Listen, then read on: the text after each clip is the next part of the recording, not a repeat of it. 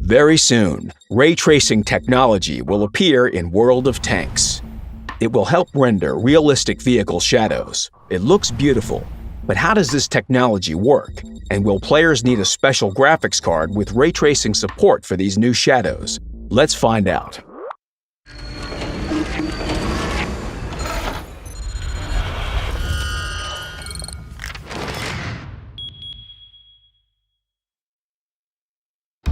After Update 1.0 was released in March 2018 with full revamp of the graphics, work on the new core engine continued. Since then, our developers have implemented concurrent rendering, and we've ceased to support Windows XP and DirectX 9. As a result, our developers can move forward and integrate new technologies into the core engine. One of these technologies is ray tracing, which can bring shadows to the next level. The correct implementation of shadows has been one of the industry's biggest problems for a long time. In our case, this means implementing correct vehicle shadows. However, it can't always be reached with the help of rasterized graphics, the modern approach used nowadays, and this means finding a constant balance between quality and performance. Currently, the dynamic vehicle shadows are made using shadow mapping. Basically, it's a regular texture and its resolution is limited, which causes some problems. The shadows are not detailed enough. You see jagged edges when zooming in. Shadows can lag behind the object, and they are not rendered at all at a distance of more than 100 meters. In theory, we could increase the shadow resolution, but it would lead to a higher load on the graphics card and a drop in frames. At some point, our vehicles became more detailed than their shadows, and we wanted to improve our shadows in some way. One of the approaches we considered was implementing ray-traced shadows. Implementing ray tracing gives us a fundamental solution for this problem. The shadows will be sharp or soft in those very places where they should be. Basically, they will try to simulate real-life shadow behavior. Ray tracing works like this. Each point on a screen corresponds with a point in the 3D scene. In order to know if the shadow from the vehicle is there, the graphics card sends a ray towards the light source and checks whether this ray meets the vehicle or not. Sounds simple enough, but the graphics card doesn't always see the tank the way we do. To it, vehicles are a set of polygons, or triangles, and to find out whether the ray intersects one of them or not, the graphics card needs to go through all these triangles one by one. The problem is that a vehicle in our game consists of 50,000 polygons on average, so such calculations would take too much time, especially when there are several tanks nearby. To speed up ray tracing, a special BVH structure, bounding volume hierarchies, is used. It's the hierarchical structure of the geometrical objects. What's the idea behind it? Well, it distributes the triangles to specific boxes and saves on the number of intersections. It looks like this. The processor sorts the triangles into boxes with 4 to 8 triangles in each. Then it takes 2 boxes and puts them in a larger box. This process is repeated until the tank is presented as big boxes. For example, one box could be the hull, tracks, turret, or gun. On average, the nesting depth is about several dozen boxes for a tank. Now the graphics card is working with only a few dozen boxes and not 50,000 triangles. In case the ray doesn't intersect with any box, there won't be a shadow from the vehicle in the selected surface point. If it does, the graphics card checks which of the 2 boxes the ray intersects with, and it does so until the ray intersects with the smallest box. After that, the graphics card goes through all triangles from that box and finds out the exact triangle the ray intersects with. Then the correct shadow will be rendered in the selected spot. Thanks to this box structure, the number of intersection checks is reduced from 50,000 to several dozen for one tank. The ray tracing is done by the graphics card, and the BVH structure preparation is calculated by the CPU. At 60 frames per second, the frame time takes 16.6 milliseconds. This is the general time for the whole frame, so we should update all game logics and complete all rendering during this time.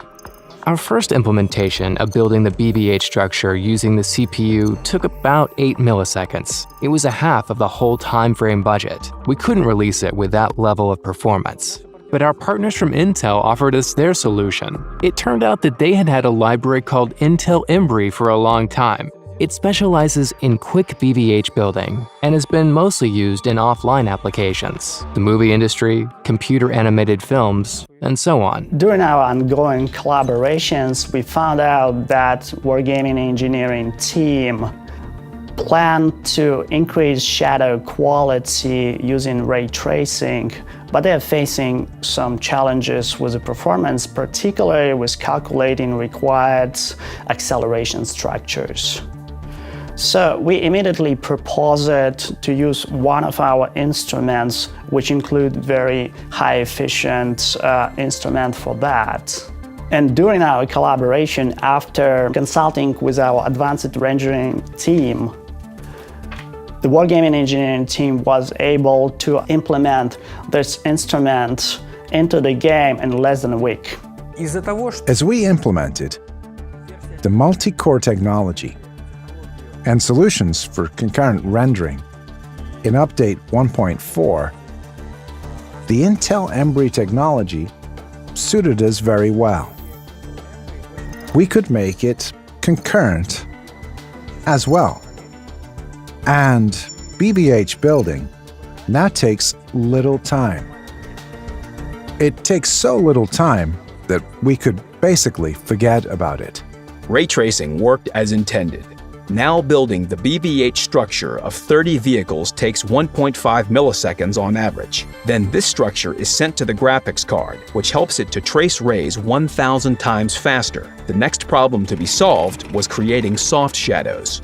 In video games, a light source, for example the sun, is often represented by a point to optimize the load on the graphics card. As a result, only two scenarios are possible. The point on the ground is either covered by an obstacle and can't see the light source. In this case, there's a shadow, or vice versa. A point sees the light source and there will be no shadow. In reality, the light source, for example the sun, emits light from many points on its surface. For a point on the ground, the sun can be partially covered by an obstacle. This means it illuminates a point on the ground not with all its surface, but just a part of it. That's how penumbra appears. In other words, a half shade or a soft shadow. The movie industry gets such realistic effects with computer-generated imagery by sending thousands of rays per pixel. But processing a single frame can take several days. In games, you need to process the frames 60 times per second. To maintain performance after implementing ray tracing, we had to use one ray per pixel. It's obviously not enough, and it's very noticeable in the penumbra areas where the half shade is. Since we are limited to one ray and can't send hundreds and thousands of rays per pixel to the many light source points, we randomize this ray in every frame. It gets to different light source points, the sun in this case, and we get noise from this randomization. To remove this noise, we use a denoising algorithm, which uses the temporal and spatial coherency of points on the ground, or pixels, so we can approximate what penumbra should be. The point of denoising is to filter the picture, basically to apply blur to particular pixels.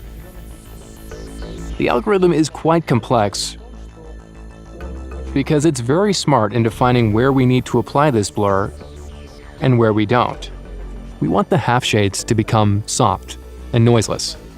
But at the same time, we want the shadows close to the objects, the contact shadows, to remain sharp.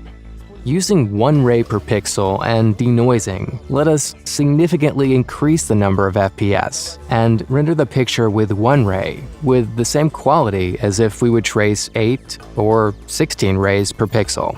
At the same time, ray tracing in World of Tanks is implemented in a way that it can be run on any graphics cards that support DirectX 11. You don't need a special graphics card with hardware ray tracing support to see the new realistic shadows in World of Tanks. World of Tank engineering team did a tremendous job scaling their engine and rendering pipeline across widest variety of hardware which gamers have. So each gamer has a very big flexibility, finding a balance between performance and quality, and even can enable technology like ray tracing on a latest notebook computer with latest generations of Intel integrated graphics. Despite the fact we can run it on a wide range of hardware, it doesn't change the fact that the ray tracing technology is quite demanding. The users who want to try it will be able to enable it manually. It won't be enabled by default, for example, on ultra settings. It will be an option that needs to be activated by players themselves. If you have some extra FPS, your game shows 200 or 300 FPS on the Ultra preset, and you want to use all your graphics card power, you can easily turn on ray tracing and enjoy the graphics. To check how this technology works on your hardware, you can already test it in World of Tanks Encore RT. We decided to use World of Tanks Encore as we did before the Update 1.0 release.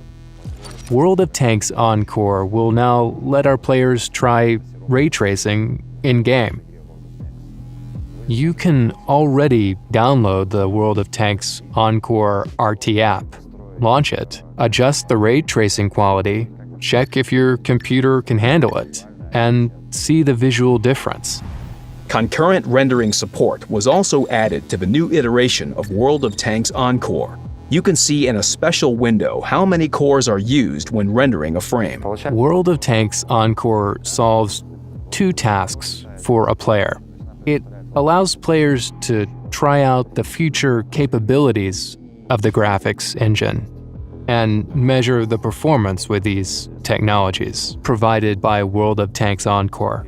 You can see that you're ready for the future World of Tanks graphics update, that your hardware, your PC, you carefully dust every day, is ready for it.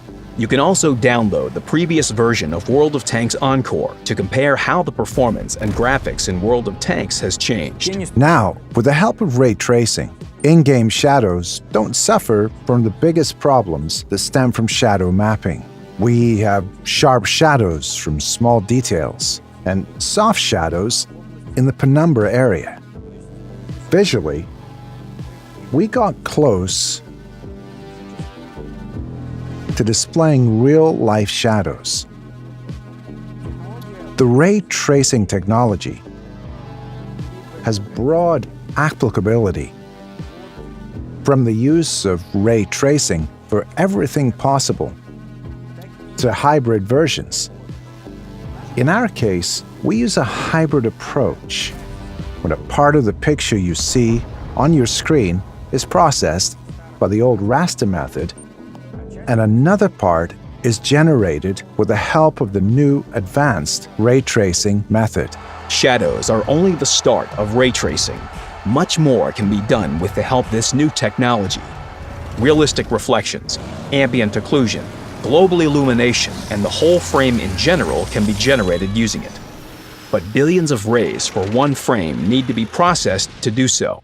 No computer can do it in real time currently, and it'll be a long time until it's possible. But you'll be able to enjoy ray-traced shadow in World of Tanks in the near future.